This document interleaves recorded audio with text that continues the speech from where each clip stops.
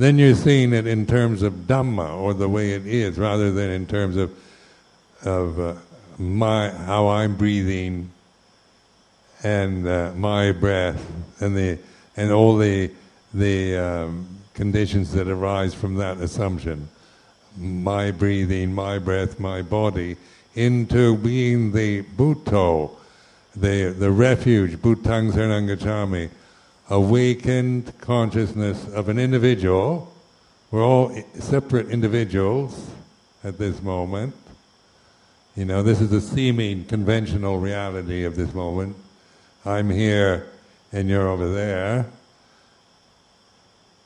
But we're not emphasizing that I myself is sitting here and you there, but we're all engaging in this mindfulness practice to be aware of the way it is wherever your body is sitting, you know, whatever conditions you're experiencing. And then in meditation, we start with the most obvious conditions in the present, the posture and the breath. Inhaling on pu, exhaling on to, so that you're thinking the word while you're observing the inhalation.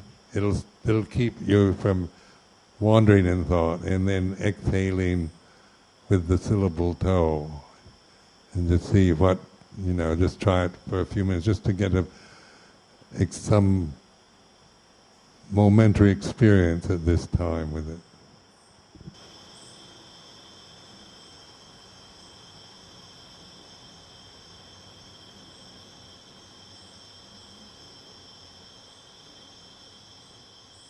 So this evening, the first night, I know traveling and moving from your homes to this salubrious venue, and also settling in, so you're probably tired. But also this take time to just give a few reflections on this event. The guided meditation was an attempt to just give you basic, for those who've already developed practice, also those who have never. I know that there's so many stories about meditation going around, you know, both being a wonderful experience or a horrible one. And some people think meditation is very difficult, and that they're not ready for it, or they're, they doubts about their ability to do it. But Ajahn Chah always referred to it as a holiday of the heart, Pakpon Tang Ditjai in Thai. And so I remember when I first heard him say that, then I thought, how do you translate Pakpon Tang Ditjai? It's a holiday of the heart. And I thought, holiday? I'm not having a holiday, this is hard work. Because my attitude was very much involved with very willful, intense practices, and the whole psychological mechanisms in me were always goal-oriented, achieving, proving myself, getting something, getting somewhere. And one thing with meditation is that attitude does not help. All the kind of go for it, get it, conquer the kilesas, work hard and get a good result. With all this willfulness, it was, I had plenty of willpower in those days, and I could make myself do all kinds of things, but the result was never very peaceful or certainly not liberating in any way. And in Ajahn Chah's reflection of holiday of the heart, and begun to think a holiday is where, you like holidays because you can rest. You don't have to try and prove yourself. You're having a holiday today. Holiday of the heart means of the mind and the heart, the citta. So just contemplate that. Then notice your own attitudes about Buddhist meditation, whatever they might be. Whether you're expecting or dreading, or you think it's hard work, or you think you can do it or you can't. Whatever you think, just be the Bhutto, the observer. This is my advice. Be that Bhutto is at ease with everything, accepts everything. Buddha doesn't, it's not about picking and choosing and preferences and liking and disliking and trying to get something or get rid of something. This sense of awareness, Bhutto, is totally accepting of everything, whatever, the pain in your body or the pleasure, the good thoughts, bad thoughts, the happiness, sadness, despair, whatever emotional qualities you're experiencing. Bhutto is not judgmental, not condemning, not criticizing, but noting, discerning. So this is an attitude I found very helpful in my own, to deal with my own character, which was, very American conditioned personality. Being American, you're brought up to be a winner, to get somewhere, prove yourself. It's all about competition.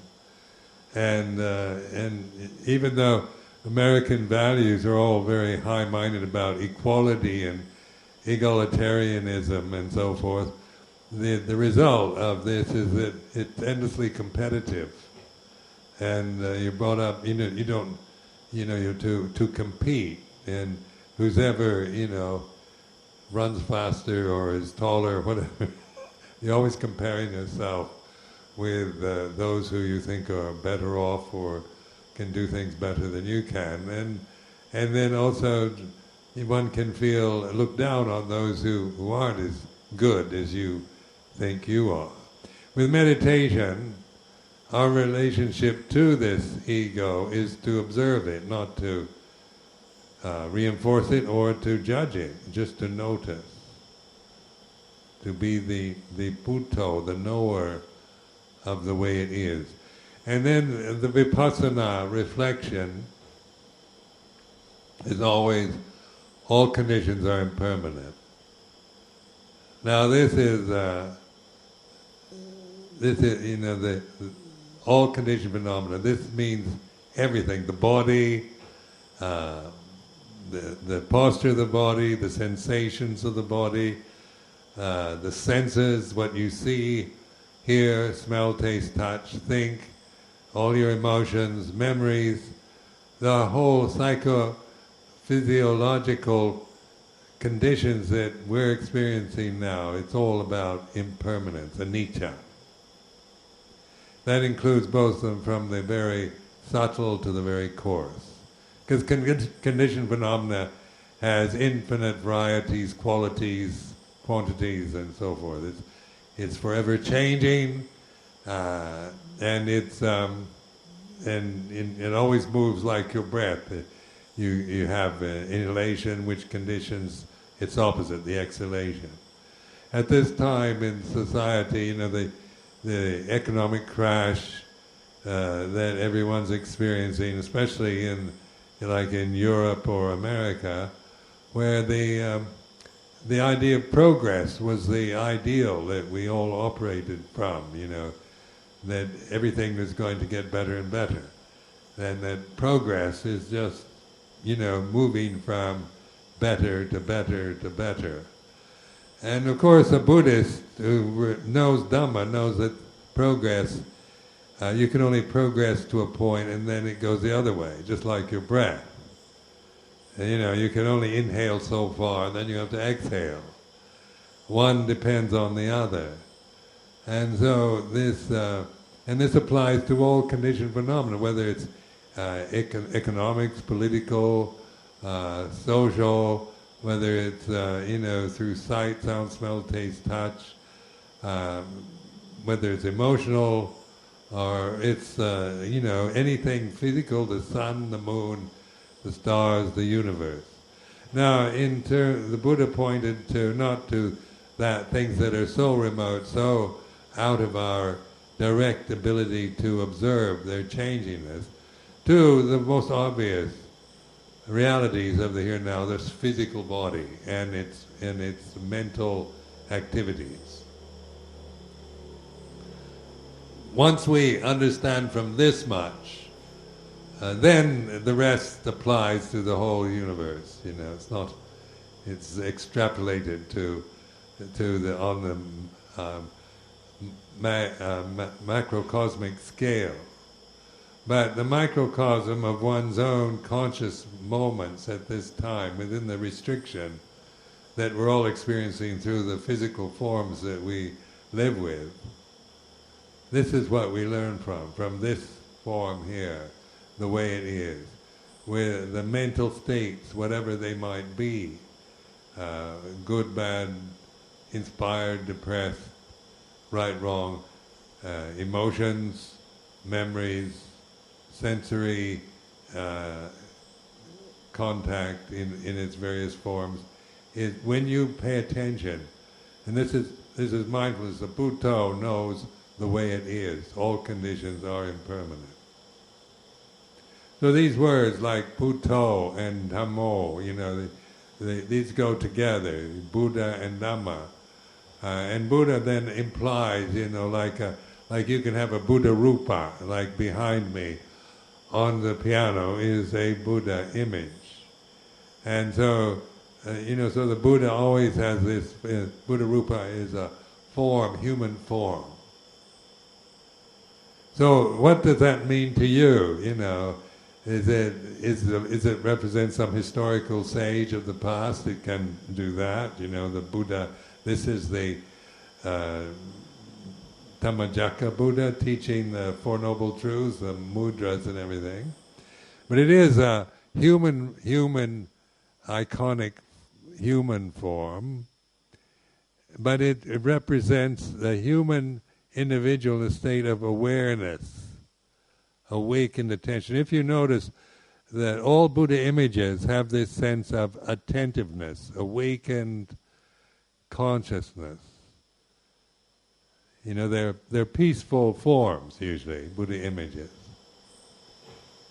And this is an icon that we use in Buddhism, but in other religions they don't seem to have such a form. Like when you compare it to Christian symbolism with the crucifix or the various forms of passions in European sculpture. I remember being in Paris one time, walking through the parks near the Eiffel Tower and these beautiful public parks with all their huge kind of bronze sculptures of warriors, male figures in the state of passion and fighting and anger and fearsome male figures, and then the female figures were usually of women, very haughty, kind of very unpleasant, kind of like queens and upper class ladies that think they're better than the rest. So you go through looking at these sculptures, public sculptures in park in Paris, and it has a certain effect on the mind. The male figure as a warrior, fighting, angry, conquering, and the female figure as a very authoritative, haughty, presumptuous form of a woman's figure. And then we went to the Guimet Museum in Paris, which was nearby, where they have the Oriental art. And so we walked into the Guimet Museum, where they have a very good collection of Khmer Buddha images from Cambodia. And of course the French are very good at setting these images off with lighting, and the most serene looking forms of Khmer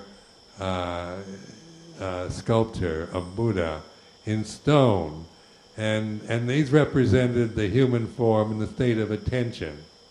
Was not a warrior, was not acting like their superior. There's not a king or a queen or somebody important. It's not trying to promote itself as through passion and emotion, but through calm and peace. And this is Bhutto then, this word, this mantra, Bhutto, is as we develop and cultivate this sense of Bhutto in our lives, it means that we're not trying to become Buddhas as some kind of personal endeavor. That's missing the point. It's taking refuge always in the here and now, learning to trust this ability that each one of us has to pay attention in the present. And so in a retreat like this, we start out with the obvious, the sitting posture and the breath, because that's here and now. Then I suggest the use of this mantra Bhutto, because I'm trying to challenge this idea that you are somebody who needs to get something or do something. Because with meditation we can approach Buddhist meditation is, I've got to get my concentration, I've got to get something I don't have, I've got to get rid of my wandering mind, of my defilements, and this is, the sense of a self that has to get something. We're doing meditating in order to get something in the future, or get rid of something that we have that we don't want. Now, the Buddha's teaching is this direct. When we take the refuges, they in the very beginning, when you took the 3 refuges, that's a statement that whether it's just ceremonial or not, but actually what that is a statement that you're now in a refuge of enlightened awareness. Now, when you try to think about this from the ego level, it doesn't make sense, because the ego is not enlightened. The ego can never be aware of itself, but you can be aware that there's this Bhutto is aware of the ego. And so this is a reflection for observing, learning to no longer operate from the basic delusion of I have to meditate in order to get something or get rid of something, but to the attitude more of reminding yourself that being a human individual, this is a teaching for human beings. It's an ancient teaching that the Buddha, in his first sermon after his enlightenment, used this teaching, the Four Noble Truths, as his first sermon after enlightenment. And it's a very interesting approach the Buddha used, because he was pointing to something that we all recognize, suffering. Something that's nothing subtle about suffering, is there? We all can relate to that. Whether you're rich or poor, male or female, whatever age, young or old, suffering is the common bond we all have as human beings. And as creatures, because the animal world is suffering. Now the Buddha takes this very banal and ordinary human experience and puts it into category of a noble truth. And this is very interesting, because Buddhism is the only religion that really does this. And in interfaith meetings in London, for example, you have now England, the British, UK is a kind of multi-religious society. It's no longer just Christian. There's so many Muslims, Hindus, Buddhists, and all other forms of different types of religions that are present there. And so you have these interfaith meetings, trying to understand other religions. And of course, other religions don't quite get Buddhism, because, especially the theistic ones, like Judaism, Christianity, and Islam, because they're always starting from the top. I believe in God, or a statement about the ultimate. And the Buddha is, his statement is a noble truth, not ultimate truth, that there is suffering. And so he's taking this most common human experience and placing it in it's the first noble truth after his enlightenment. It's a statement, there is suffering. There is dukkha. And then, and this is a noble truth. So what's noble about this truth is that we're changing our attitude from I suffer to there is suffering. Now notice the difference. I suffer because of this or that, because of you, because of the weather, because of my health and so forth. So we think of suffering as something we don't want, something that's caused by external sources. And then, but there's nothing noble in that. It's just how it seems to us in our ordinary way of thinking and conventional attitudes. But now the challenge is to awaken to there is suffering, which is not about blaming it on anybody or anything external, but recognizing it. There is this sense of anxiety about the future, or worry, or regret, or guilt about the past, or it can be very just on the level of worrying, or it can be very strong sense of being persecuted and then feeling angry and indignant by the way other people treat you or abuse you. So, like we can think that somebody who's abusing, somebody's abusing me, I think they're the cause of my suffering. But it's a noble truth. That person that is physically abusing me is, he's hurting this form. But my suffering is my aversion, anger, and resentment toward that person. See? So there's a difference between, if I just get caught in anger, hatred, and resentment, then I'm suffering from the abuse that somebody else is projecting toward me. But if I don't, if I use panya or wisdom, then even though I'm being physically abused, I'm not creating suffering in my mind. So these are the ways of wisdom in which we can. Sometimes life does present us with unfair blame and abuse from others and whatnot, and then we think it's unfair, and on the ego level it's very painful, very hurtful, and the tendency is to think it's somebody else's fault.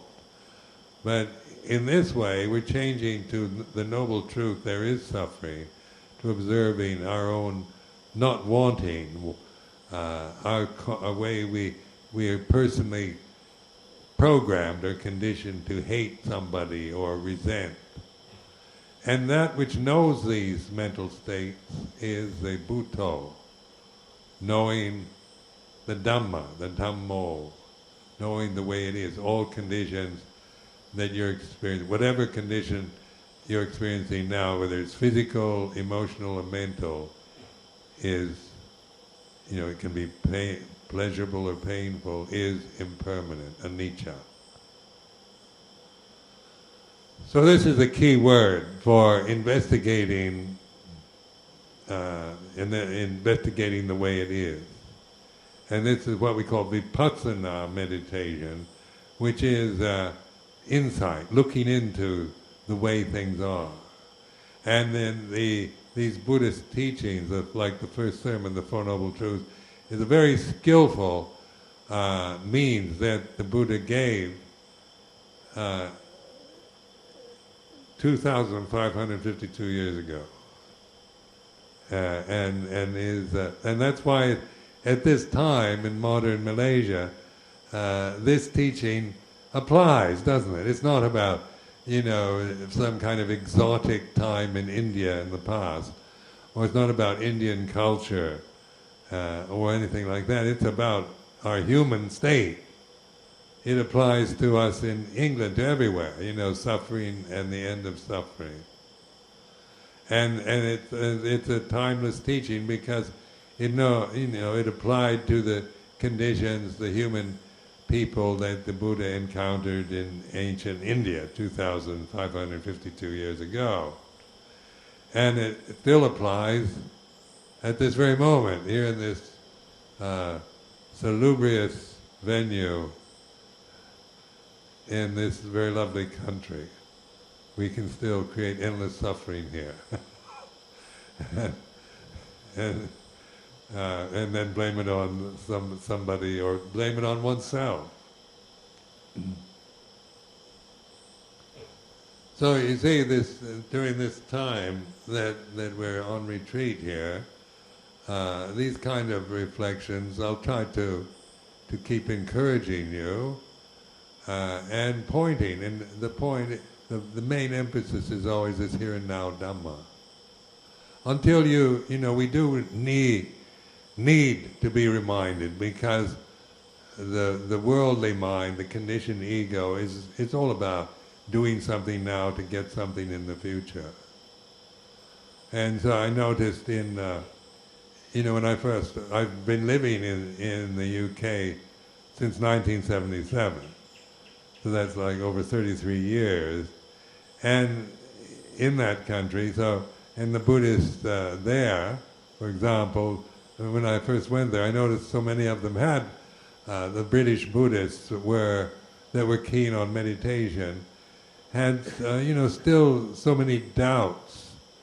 And some of them were very, diligent and serious practitioners of various techniques that were available then in England. And one man, I remember he was was a retired solicitor, very gentlemanly, polite, urbane kind of English man who had practiced a meditation technique for 20 years. Very strict kind of meditation technique. And then he came to me one day and he said, Ajahn Sumedho, I've been doing this for 20 years and I've got nothing from it. And he was in despair because, with all his good intentions and his determination, the basic problem had never been recognized. I'm doing this in order to get some result in the future. If I practice hard this technique over and over again, then I should get some reward for it or some insight in the future. So even after 20 years, even in his home, he had a shrine room, very lovely shrine room. And I know he was a very disciplined person, but this sense of despair, 20 years without any, and I've gotten nowhere, he said. And so I pointed out, he never really reflected on what he was doing. He had a kind of faith that in a technique or some idea that if he kept doing this, he would be rewarded in some way for doing it. And this is all the ego and the cultural conditioning operating, that we are so used to, so close to us, so identified with, we can't see it. And that's where these like the refuges, Buddha Dhamma Sangha, they're meant not to be identities or just merely exotic words that or some kind of just Buddhist terminology, but they're actually skillful means to really get to the causes of suffering.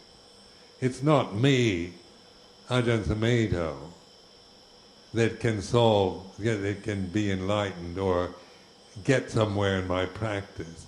It's through surrendering to Bhutto, to awareness, that Dhamma is recognized and understood. You see, so people ask me, what have you gained? 43 years as a Buddhist monk, and what put me in some category? Are you a Sotapanna? Are you a Sakadagami? Are you an Anagami? Are you an Arahant? And this kind of thing, because people see this as the ego operating, in terms of taking these terminologies and applying them as attainments, personal, individual attainment. But when you really contemplate the structure that the Buddha gave us in the Pali scripture, in the Pali Suttas, those teachings are not about attaining or achieving, but it's all about relinquishing through awareness.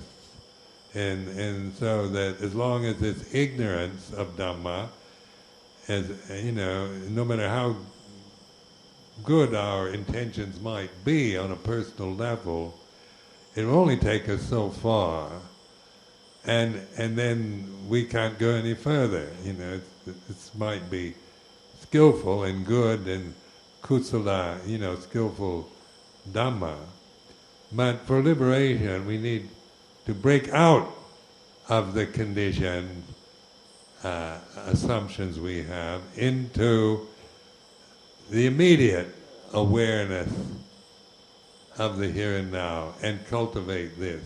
And so this retreat is an attempt to encourage you toward this, and to keep reminding you, so that, because you will forget and get caught up in your own scenarios and habits, but this is not trying to browbeat you into doing anything, but to encourage you to awaken and to trust, to begin to recognize what awareness is, and what the refuge is, and so you can really trust it and have confidence in it, so that after 20 years you're not saying, oh, I've been meditating diligently for 20 years and I'm nowhere. And it wasn't because it was an ego saying I'm nowhere, because he was expecting to be somewhere. But when, in terms of my own experience, I say, the personality, my personality, my ego, hasn't gotten anywhere. It hasn't changed that much. But the sense of understanding and this confidence in relinquishing increases. When you prove through investigation and see for yourself the peace that comes through letting go and relinquishing, then it's not personal attainment at all. I can't claim it. It's some kind of personal result of my efforts to meditate. It's like returning to that natural place we call the deathless reality. And rather than being so always deluded and limited by the death-bound conditions that we identify with. So Ajahn Chah would call this, in kind of ordinary language, our real home. And there's a nice little booklet out in English called Our Real Home. What is our real home? Is it Malaysia, Kuala Lumpur? For me, is it my real home in Seattle, Washington, or in Amaravati in England, or in Wat Papong in Thailand? Where do I belong? Where is my real home?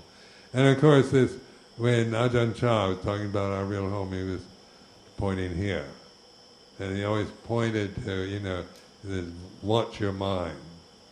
And Thai, dujit, observe, be the awakened, conscious awakened being. So you investigate the conditions you're experiencing, not through identity or judgment, but through discerning them. And so the Bhutto is our ability to observe the changingness of conditioned phenomena, whatever its quality might be, pleasant, painful, whatever the conditions, whether it's the inhalation, exhalation, whether it's inspiration or